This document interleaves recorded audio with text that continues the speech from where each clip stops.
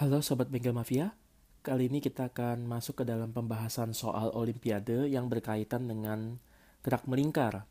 Nah, diberikan misalkan ada sebuah mobil truk gitu ya, dia bermasa M, melewati sebuah tikungan jalan dengan jari-jari kelengkungan R. Lalu jalan yang dilalui oleh truk, sudut kemiringan jalannya itu theta. Dan koefisien gesek statik antara truk dengan jalan ini adalah mu s. Tentukan kecepatan maksimum truk ini yang diperbolehkan agar dia masih bisa belok dan tidak slip gitu ya.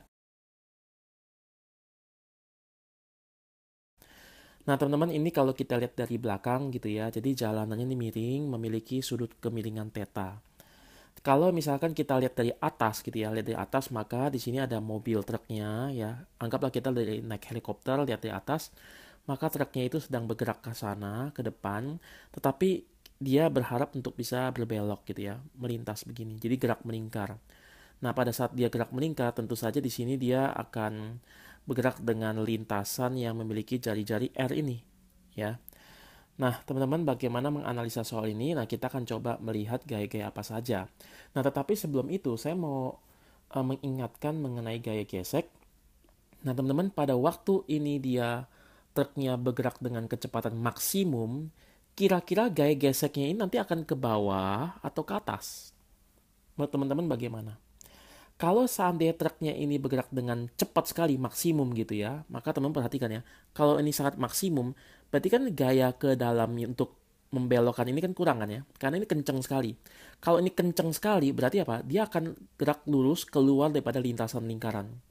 Jadi misalkan ini kalau cepat gitu ya, terus ada gaya yang tepat, besarnya pas, dia bisa belok. Tapi kalau ini dipercepat lagi, maka gaya ini kan sudah kurang kuat untuk menarik dia belok kan. Akibatnya dia akan bergerak lurus keluar. Nah, ketika dia bergerak lurus keluar, itu seolah-olah bagi orang yang di dalam yang menarik tadi kok dia keluar dari lintasan. Jadi sekali lagi, kalau misalkan mobil ini bergerak terlalu cepat, maka dia akan seperti keluar dari lintasan, dia akan naik ke atas, ya, naik ke atas. Keluar begitu, keluar cet gitu ya. Jadi dia akan naik ke atas. Nah, kalau dia geraknya ke atas begini, gaya geseknya kemana? Gaya geseknya ke bawah. Jadi sekali lagi teman-teman, ini kan yang ditanya kecepatan maksimum pada saat truk yang masih diperbolehkan. Berarti tepat akan slip, tepat akan kepleset, tapi belum. Jadi gaya geseknya melawan kecenderungan dia untuk bergerak keluar tadi, maka gaya gesek ke bawah. Sekali lagi, ketika dia kecepatannya maksimum, maka gaya geseknya ke bawah. Karena ini hampir kepleset keluar ya, kepleset keluar dari lintasan, maka gaya geseknya melawan arah geraknya yaitu ke dalam. Oke, sekarang kita akan coba menggambar diagram benda bebasnya. Nah, teman-teman, di sini ada gaya apa aja? Kita lihat ya. Di sini karena kita mau menganalisa gerak melingkar yang tadi ya dari atas ya, ketika kita naik helikopter kita melihat, maka gayanya jangan kita menggunakan koordinat sejajar bidang miring dan tegak lurus bidang miring. Karena saya mau tahu gaya ke kanannya, karena pusat lingkarannya kan di sini kan ya. Pusat lingkaran begini. Jadi lingkaran itu kan gini ya, lingkarannya. Jadi lingkaran itu bidang lingkarannya terletak pada bidang horizontal. Itu sebabnya gaya-gayanya jangan kita gunakan tegak lurus bidang miring dan sejajar bidang miring. Tapi kita menggunakan sumbu Y-nya adalah seperti biasa, sumbu X-nya seperti ini, mendatar seperti biasa. Nah, itu sebabnya sekarang kita lihat ada gaya apa aja, ada gaya normal. Nah, gaya normalnya yang diproyeksi. Ya, jadi biasanya kan kalau beratnya yang diproyeksikan, M kali G-nya diproyeksikan. Misalkan ini ada MG diproyeksi. Nah, kali ini tidak. Gaya normalnya yang kita proyeksi sejajar dengan sumbu X dan sejajar dengan sumbu Y ya. Nah, ini kita lihat di sini ada gaya berat, lalu ada gaya gesek ya. Ini gaya gesek tadi ke bawah, kenapa tadi kecepatan maksimum. Lalu ada gaya normal, tegak lurus dengan bidang miring. Nah, teman-teman, di sini theta ya kan? Maka tetanya di sini. Kenapa? Karena ingat sudut dalam berseberangan, ya kan? Nah, bayangkan kalau ini theta ya, misalkan ini 20 derajat. Nah, ini ke sini berapa derajat? Ini ke sini. 90 kan? Kalau ini 20, maka ini pasti 70, ya kan? Nah, kalau ini 70, ini berapa kira-kira? Kan totalnya ini 90 nih. Ya, totalnya 20. Berarti kalau di sini theta, maka tetanya di sini ya. Oke. Nah, sekarang kita lihat ada gaya apa aja? Ada gaya berat, lalu ada gaya normal, lalu ada gaya ensin, lalu ada gaya gesek, lalu diproyeksi menjadi F cos dan F sin. Sekali lagi ada gaya berat ke bawah, gaya gravitasi ya. Lalu kemudian gaya normalnya N, maka di sini N cos proyeksinya, kesananya N sin. Nah, gaya geseknya ke bawah nih ya. Kita proyeksi ke kanan gitu ya. Ini sudutnya di sini, maka ini cosnya. Ke bawahnya adalah F sin, gaya gesek kali sin. Nah, kita mau analisa hukum Newtonnya. Sigma Fy, total gaya pada sumbu Y harus sama dengan 0. Karena dia tidak naik ke atas, tidak turun ke bawah kan. Nah, di sini ada gaya N cos, ada gaya Mg, ada gaya F kali sin. Maka N kali cos dikurang Mg dikurang F kali sin sama dengan 0. Nah, gaya geseknya, gaya gesek apa? Gaya gesek statik. Karena ingat, di sini dia tidak slip ya kan, maka gaya geseknya harus gaya gesek yang statik, yaitu mu S dikali N. Maka N cos dikurang Mg ya, Mg-nya saya pindah ke kanan menjadi plus Mg. Nah, F kali sin, F-nya saya bongkar, saya buka menjadi mu S kali N.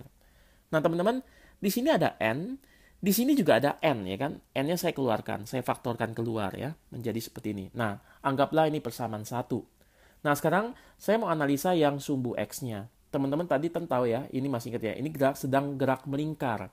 Karena ada sedang gerak melingkar dan pusat lingkaran di sini kan, jari-jari kan begini kan, maka harus ada gaya sentripetal ke pusat lingkaran supaya dia bisa belok.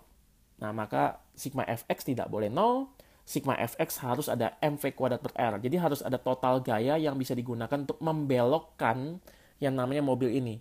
Nah, teman-teman, saya harap teman-teman menonton video saya mengenai gerak melingkar. Karena di dalam dinamika rotasi ya, di dalam pengantar gerak melingkar, saya membahas apa itu gaya sentripetal. Dan sebenarnya kayak gaya sentrifugal pun itu adalah gaya fiktif gitu ya. Saya ada bahas di sana supaya teman-teman lebih paham mengapa rumusnya seperti ini. Dan juga gaya geseknya kenapa ke bawah juga saya ada bahas di dalam khusus video yaitu macam-macam gaya. Di situ saya ada bahas perbedaan gaya gesek statik dengan gaya gesek kinetik gitu ya.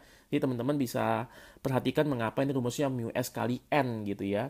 Kenapa mu S kali N? Bukan kan gaya gesek statik itu mu S kali N itu adalah gaya gesek maksimumnya.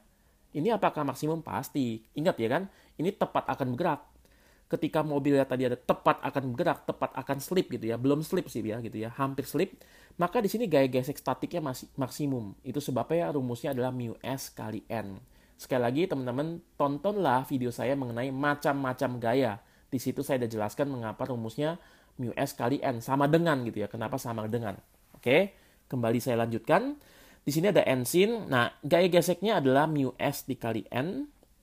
Maka N-nya saya faktorkan keluar karena ada N, ada mu S kali N, ada N-nya juga. N-nya saya faktorkan keluar menjadi ini.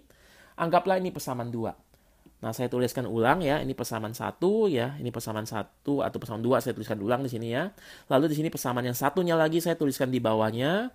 Lalu kemudian saya bagi. Nah, di sini ada N bisa terbagi, habis dibagi, coret ya. Ini ada M juga sama, habis dibagi atau dicoret. Maka sekarang persamaannya menjadi seperti ini. Sin theta plus mu S cos dibagi cos theta dikurang mu S kali sin theta sama dengan V kuadrat per RG ya. Atau per GR. Nah, GR-nya ini, G kali R-nya saya pindahkan ke sisi sebelah kiri. Ini kan pembagi kan. Pindah ke kiri menjadi pengali. Nah, teman-teman akan mendapatkan persamaan seperti ini. Oke.